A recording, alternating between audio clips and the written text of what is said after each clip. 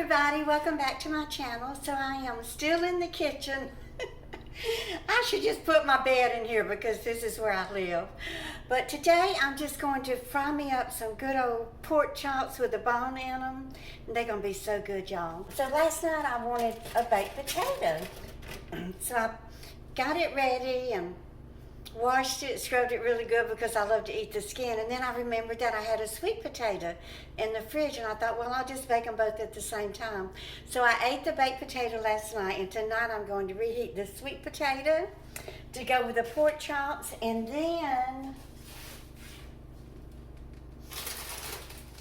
I found this okra in my freezer. And so one of y'all told me to fry it, not to thaw it out, to fry it frozen, that it fries up better than that. So after I fry up these pork chops, I'm going to throw in this okra into the skillet. Oh, I got to get my cornmeal out because I bred my okra in cornmeal. Okay, so I'm going to beat up an egg with a little bit of milk. I'll dip them in here first, and then I'll dredge them in some flour. Now make sure you always wash your pork chops because they're going to have little pieces, fragments of bone all over them. You don't want to get using that. One time when John and I lived in Covington, we were members of the First Baptist Church there, and one of our Sunday school members had invited us over for a barbecue.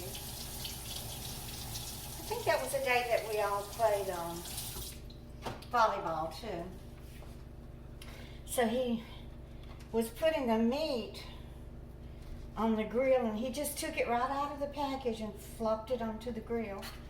I told John, I said, he didn't even wash those pork chops.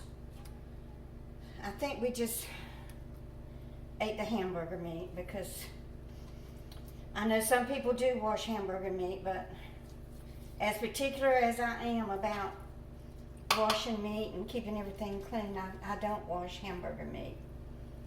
But I just knowing that if I hadn't have seen him do that, I would have eaten them and never known the difference. But I'm just particular like that. I'm still out of breath. I was talking to my daughter-in-law this morning, and she was asking me, she and my son called to see if I was over the bronchitis yet. She's a nursing instructor.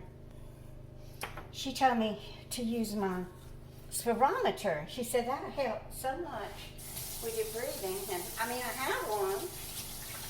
I had two. One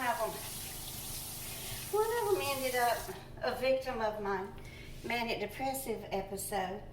But I got to get the spirometer out and use it because it will help to strengthen my lungs. And I appreciate her reminding me to do that. Let me get my cornmeal. And I need flour for my pork chops. These are the pork chops that came from the same pork chops that I made the Meaty Mama's vampire resistant pork chops out of. Put them in a little bit of flour first, and then the milk and egg batter. And then the flour again. I did put salt and pepper on them. And I hope I don't cook them to death. I usually will just cook pork until it dries the bone. I'm terrified of eating raw pork.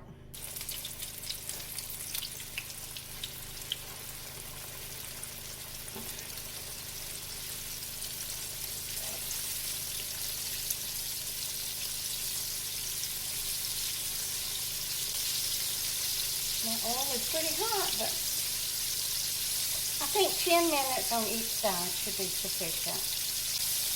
Anyway, when I worked at Okra shipyard, and I transferred from the New Orleans yard there on the Industrial Canal to the one in Madisonville because we wanted to buy the house in Covington.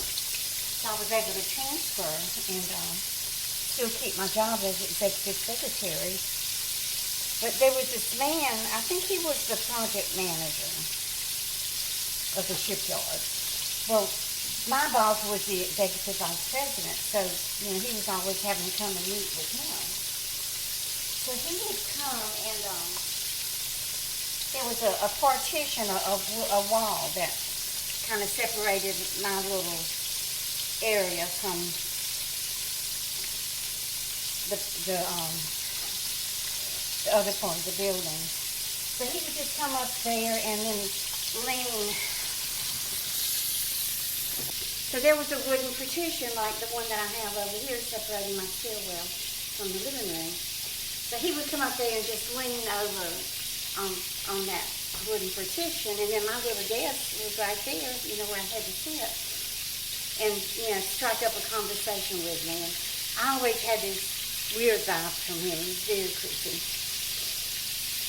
So one day he leaned up there and said, "You're looking awfully provocative today." I said, "Well, it's not my intention to look provocative. I'm just here trying to make a living." Oh, he was so creepy. But, back then we didn't have HR and a place to go to complain or anything. And I didn't want to complain to my boss about him because I didn't want him to lose his job. But he was really creepy. And the bad thing about it, his mother lived on the same road that we lived on Slimmer Road there in Covington. So when he would come visit his mother, we had big windows in the front of the house. I'll put a picture of the house up here. And he would drive by and he would always slow down in front of my house and just stare and stare and stare. I can't stand creepy, slimy old men. Ugh. And then one day, there was a woman that worked in another building. All the construction crew and all the men that did the builders of the tugboats and everything and the barges that we built, they had a separate building over down by the river where we launched the boats and the barges and everything after they were built. Well, there were a couple of women that worked down there, a young girl, and then there was a woman probably in her 40s, and she was divorced. She drove this old beat-up Mercedes. And one day, the girl that was the secretary there told me that she was outside, she walked past the window and inside the office where the lady who drove the Mercedes worked. She said she saw my boss kissing her. I said, you are lying. I was very young, very naive then. I said, I don't believe you. I never did believe her. But, now that I've gotten older and I know, that people do have affairs and things like that, I believe she was telling the truth, but, that just floored me. We had a fireplace in our home, and we wanted to buy a cord of wood, I don't know, a cord from a few logs. But anyway, somebody, one of the workers there at the shipyard was selling wood. So we borrowed his van, went to his house, and he loaded up the wood and everything, and then he drove it over to our house in Covington. And so we unloaded it there on the front porch. There's a nice little front porch underneath the front double windows. So, I was so happy to get that firewood, and I would go out there and, get a few logs and put it in the fire, and we'd have us a nice fireplace and everything. Well, one day I was standing there looking at the window, y'all, and there was a snake laying across the top of the wood pile with its head, looking up into the window. I thought, oh my God, how am I going to ever get a log off of that wood pile again? Oh, that scared me so bad, y'all. I absolutely detest snakes. Oh, so disgusting. We bought a cord of wood, not a cord of wood with a cord of wood with a snake.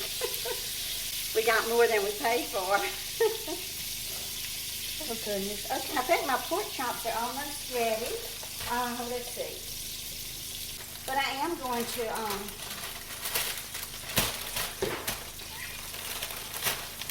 pour half of it onto the floor.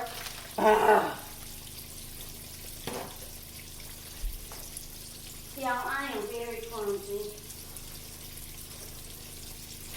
I don't know who I get that from. Jeremy was the same way. He took after me when it comes to being clumsy. Yeah, they're not frying up anymore, so that means there's not any juice left in them. Okay. 1,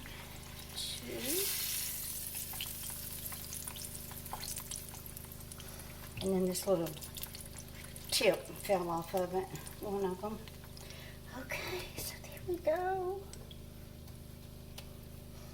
And then I'm going to throw in my okra. So this is the okra. I buy just the cut okra. Now they do sell it that's breaded, but I don't like it. I'd rather put my own corn. Y'all, I'm wore to a pup, y'all. Oh, I'll be so glad when I get my energy back. But I have a delicious dinner. This will sure perk me up. So here's my pork chop, fried okra, breaded in cornmeal, and my sweet potato that I baked yesterday. Let me go ahead and taste of it, and I will let y'all know just how good it really is.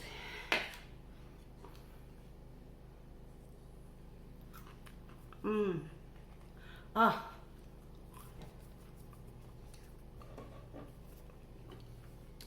If y'all have never eaten fried okra, you don't know what you're missing. It is so good. I'm gonna dip my pork chop in this ketchup.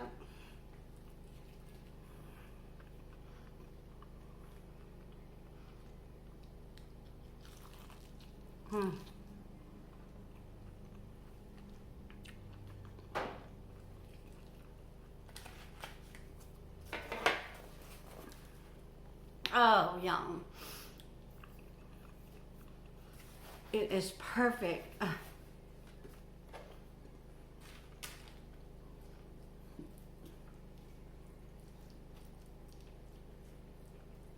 Do y'all put sugar and cinnamon on your just a regular sweet potato? I don't. I like it just with butter and nothing else.